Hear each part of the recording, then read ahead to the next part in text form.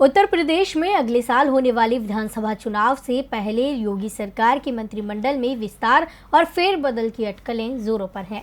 कहा जा रहा है कि जल्द ही सरकार अपनी नई टीम तैयार करेगी, साथ ही एमएलसी भी नियुक्त करेगी, जिसके बहाने वो चुनाव पर निशाना लगाएगी। अब इन अटकलों को लेकर कई नामों की चर्चा तेज है, तो कौन हो सकता है योगी की नई टीम में शामिल, देखिए इस रिपोर्ट में।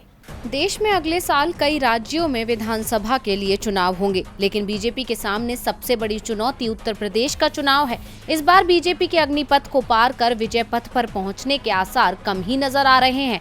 इसीलिए वो जातिवाद और धार्मिक कार्ड खेलने के साथ साथ कैबिनेट में भी विस्तार पर जोर दे रही है।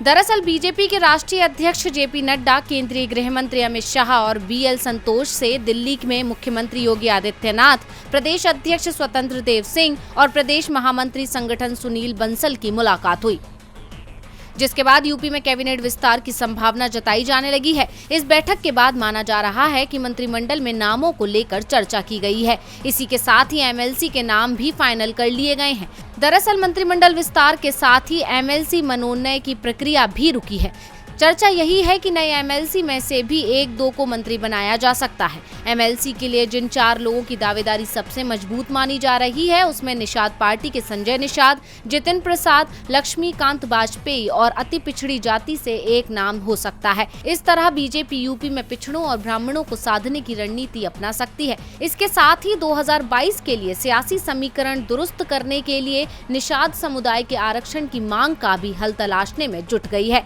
बताया जा रहा है कि योगी दिल्ली दौरे पर हैं और अब दिल्ली से लौटकर किसी भी दिन कैबिनेट विस्तार और एमएलसी के नामों की घोषणा कर सकते हैं। यानी साफ है कि योगी सरकार एमएलसी के बहाने चुनाव पर निशाना लगाएगी। अब देखना होगा कि क्या ये रणनीति बीजेपी को जीत दिला पाएगी या नहीं।